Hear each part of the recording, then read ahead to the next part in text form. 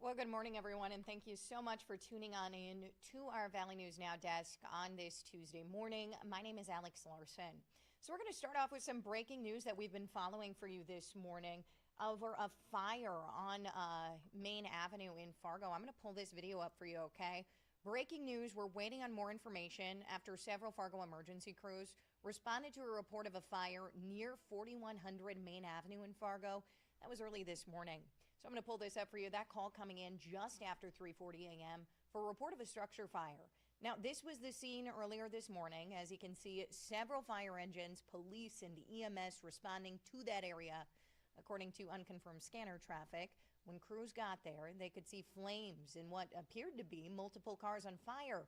Although that has not yet been confirmed to us by officials, we have reached out to them. We will be sure to update you as soon as we learn more on that situation. And more breaking news that we've been following this morning. We're waiting to learn what led to a large police and SWAT presence at a Fargo apartment complex overnight. So several police and SWAT vehicles were allegedly seen near the Candlelight Apartments in South Fargo. That was just before midnight. No word yet on the reason for that presence or if any arrests have been made. We have reached out to Fargo Police for more information, and of course, we will update you as we continue to learn more.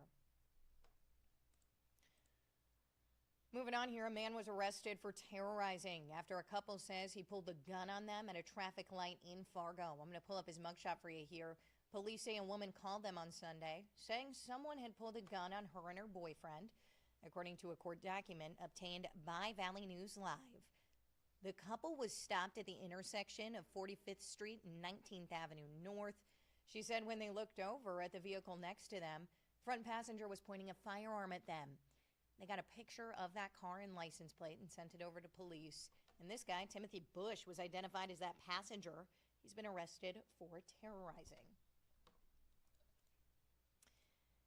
And a Moorhead man is facing a charge of aggravated assault with a dangerous weapon after he allegedly hit another man in the head at the old Broadway with a glass cup. So I'm talking about this guy. According to court documents, Ezequiel Hernandez asked the victim, "Are you the guy?" When the victim said yes, Hernandez then hit him in the head. After Hernandez hit that victim in the head, he then picked up something sharp on the ground and stabbed him again on the left side of his neck. According to court documents, the victim and Hernandez do know each other. And that victim told police that Hernandez is known for, quote, catching people off guard. You can read much more of this story over on our website, valleynewslive.com. A few details that I found on our website, though, is that man, that victim, had 3 to 4 cuts on his face, and he had to get around 30 stitches. And it looks like victim told police he believed Hernandez was trying to kill him due to that stab being close to an artery, as well as the amount of blood that he lost. Again, you can find all those details over on our website, valleynewslive.com. And one Fargo man's been arrested after he put a device inside of a woman's car. He's been arrested for stalking. According to court documents, the victim contacted police saying that this guy on your screen, Matthew Nystrom, he'd driven by her address and that violated a protection order that was in place. She says last Monday, after getting a notification on her phone that a tracking device was following her, she found an N-tag device hidden under the seat cover of her driver's seat. Nystrom admitted to police that he put it there in that car. He's been charged with stalking as well as violation of a protection order.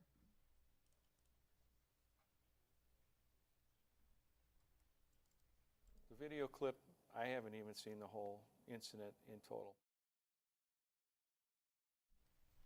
So that's the Fargo police chief talking about a video that you have probably seen circulating on social media within these past few days. It's of 3 Fargo police officers being assaulted during an arrest over the weekend. It's since gone viral on several national outlets, but that's not the only assault on Fargo officers to happen even in the last week. Valley News team's Anna Ball-Weber sat down with the chief in this Valley News Live investigation. Let's take a listen. In a span of just 5 days, police say 4 Fargo officers have been assaulted while responding to calls. Videos are circulating online showing the assaults, with several community members now questioning the force. We heard from Fargo Police Chief Dave Zabolski on these concerns. You never know when someone's going to just randomly attack you, and they did the very best they could under those circumstances. 2 violent attacks on officers just days apart. Last week, a female officer was assaulted by a minor, all caught on camera. She was kicked in the head, attempting to detain him. That officer is still out with some pretty significant injuries, and so probably will be out for a while. Just 4 days later, another assault. Police say this man punched 3 officers in the face before making a run for it in a now viral video. I'm sure it's, for the officers involved, embarrassing that the video is being pushed out all over the place. Community members who've seen the video have since voiced their concerns. Whenever someone assaults a police officer, you're basically attacking the rule of law and you're attacking civilization in this country because the police represent law and order. But when it gets physical, they need to be trained in how to take care of that. Some have taken to social media, calling these recent encounters embarrassing and bringing forth questions around training. Zabolski says he's not interested in these comments. Honestly, if they're not saying, I can't believe this guy attacked the police and why is he out of prison, I'm not really that interested in their response. I think people should hold off on Monday quarterbacking this thing, and we'll review our video in full, give the benefit of the doubt to the officers, and go from there. He says training is extensive and doesn't stop after graduation.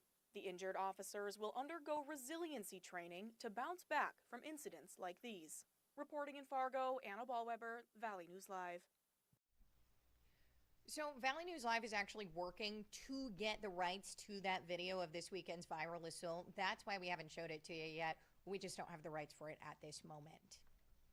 So moving on here, Minnesota State Senator back in court yesterday. So Senator Nicole Mitchell is charged in Becker County, if you're familiar with this case, with felony burglary.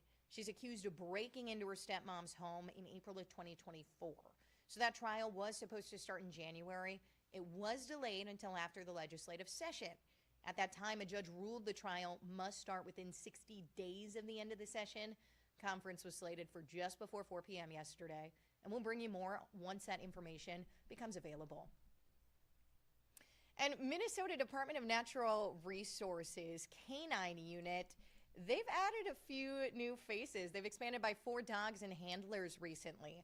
So one of the newly certified teams, Canine Axel and his handler Jake Swedberg, I'm going to pull them up for you here, okay? They're stationed in Detroit Lakes. All the new dogs are trained in detection, including for zebra mussels, article and evidence search, tracking, as well as obedience. And it was just in December that the Crookston City Council voted to keep its pool open. 6 months later, city leaders are still figuring out the best route forward. Problem here is the pool is having mechanical issues. City has spent thousands this season alone in repairs, and they say it would be just over $1 million to keep it up and running for the next decade or so.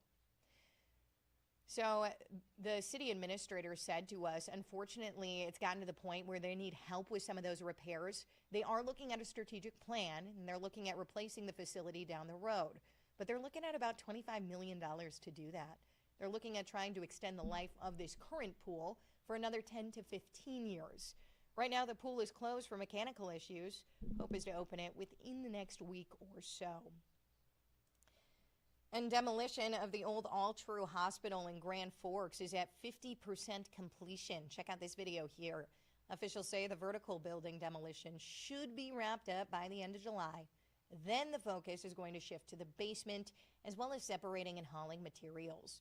New lots expected to be open by the end of the year.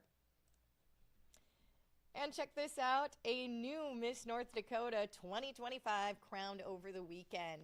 Meet Kennedy Delap of Bismarck, and get this, it was her first time competing for the crown. If you're not familiar with the circuit, a lot of those girls compete multiple years in a row. So getting it on the first round is incredible. She takes over for our very own Sophia Richards, host of our North Dakota Today show from 9 to 10 on weekdays. And meanwhile, Rita Johnson of Williston was named Miss North Dakota Teen. Big congrats to all of them. That's incredible. Now, we are looking at a little bit of a warm-up today. I know I'm a little bit out of order here, but we're going to take a little check of our forecast here, okay, over on our website, valleynewslive.com. I'm just going to get this prepped up for you here, okay? Here, I'm going to share my screen with you. I'm over on valleynewslive.com homepage here. We're going to hop on over to the weather tab. Looks like Summer just updating this for us a little bit ago.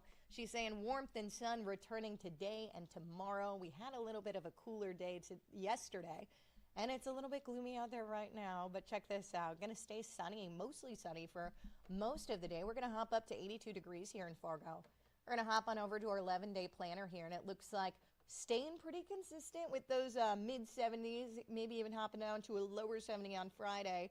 But it's looking pretty good, especially for Father's Day coming up on Sunday. Should be able to get outside for any Father's Day plans that you've got. But make sure that you've got that VNL weather app so our First Alert Storm team can keep you updated with everything you need to know as we take on the week and every week ahead of us. They do a great job updating you with everything you need to know to keep you and your family safe and prepared. Well, that's about all I got for you this morning on this Tuesday. Remember, we stream this around that 7:30 time frame every Monday through Friday. You can catch us on Facebook, YouTube, as well as our live stream over on our website. And if you're heading out the door, we will see you tomorrow. My name is Alex Larson. Have a great rest of your Tuesday.